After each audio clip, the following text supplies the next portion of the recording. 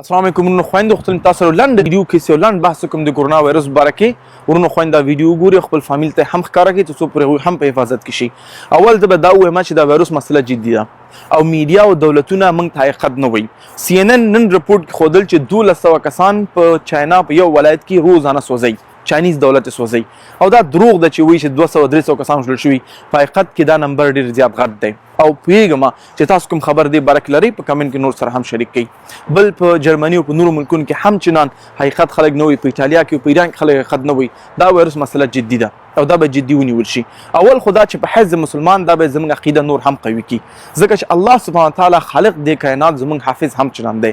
کغه یو مشکل جوړ کړی دی نو موږ ته حل لار هم را کړی ده او دا باید موږ ته یو او اذان غوندي شي بیرته الله سبحانه وتعالی ته چې موږ لا شو پاجزۍ کې وتا او هغه دعاګانې چې رسول الله صلی الله علیه وسلم موږ ته خودلې دي د کور نه وتل د پاره، کور کې د نه کېدل د پاره، د شپې د مخ کې بيد کېدل نه څه شبت وکي هغه دعاګانو کوي ان شاء الله ته حفاظت کې او کته چې ان شاء الله بل ارز لرم نو موږ ته ښکارا کا الله سره لار ده او الله سره شفا ده او الله سره حفاظت ده بیرته الله تعالی شه. یو خبره ما بل ځن کې ګرځول دا نه پیغام ټاپک نه لږ جدا هم ده غواړم وی کما خل چې په الله باندې هیڅ یقین نه لري. موږ بعض وخت چې مشکل کې شوی شي یا رب زما مشکل حل کا، زما حفاظت وکا، زنه پیغام ها خلک بسنګ کوي کوم چې بيخي په الله یقین نه لري او ناچاره دی او بیچاره دي څه نشي کولای. ونی څه د بلډینز او تریلیونز او ډالرز دی او میډیا دی او هر څه دی په ټول واچو قرباني کا د وایرس علاج پیدا کول شي نش کولای کېدی شي پیدا شي ورسته، لیکن اوس حالت کې څه کېدی شي. ورونو خويندو سلور کارونه کوي.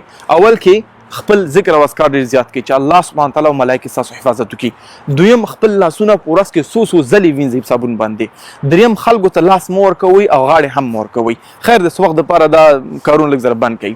څلورم جیم ته مزه او هغه کار زینه چې کوم ځکه خلا یا مثلا ډیر خلک مخامخ کیږي هغه زین ته مزه دا وایرس حتی څوک چې 2 متري کې د موګوري نو تا نیولې شي. دا وایرس زمره قوي وایرس دی. بل مهمه دا ده چې دانشتي ونیول او ډایرکټ مرګ دی نه. هغه خلک چې ایمون سیستم یې ضعیف دی، مثلا د 5 کلن نه وروسته چې کوم عمرونه دي یا ماشومان دي په هغوی ته ډېر جدي دی، لیکن ځوانان ته مشکل نشته دی. ډېر خلک د وایرس نه بیرته راغلي دي او الحمدلله سالم دي. لیکن مهمه خبر دا ده چې کوشش کوي د فامیلی ټولنې یا مثلا ذکر ناسته ولاړه کما کوي، خلکونه لږ زره جدا شي، خپل دعا عبادت زیات کوي او الله سبحانه تعالی غواړي چې موږ ته حل لار راکړي. او دا دعا کوي چې الله سبحانه تعالی دا وایرس خصوصا په افغانستان کې نه راولي، ځکه زمونږ افغانستان جامعه چې د ډیر موږ بل سره نږدې یو. خدای نه داسې یو مشکل کې لا نه شو چې موږ ډیر بد حالت کې اقتصادي او د هر نګانه چې یو مسلې تلاش چې به موږ حل لار نشو پیدا کولای. ورونو دا ویډیو تاسو شریک کړئ ورونو خويندو سره چې دا سلو کارونه وکړي. لاسونه هم دوامدار وینځي او بډې رضایت وس کوي او که لږ څه مشکل راځي دفتن ډاکټر ته لاړ شئ.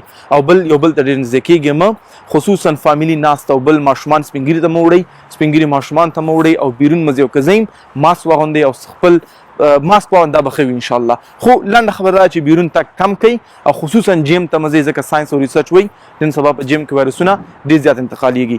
دعا وکوئ همیشه د پاره او ذکر اذکار وکوئ، خپل عبادت ته نور هم زور ورکوئ او که کوم ګناهونه هم کړي توبه وباسئ. دا ښه موقتات الله سبحانه تعالی وګوره چې ما یو مشکل جوړ کړی دی، یو مشکل راغلی، تاسو څه کولی شئ سم نشئ کولی.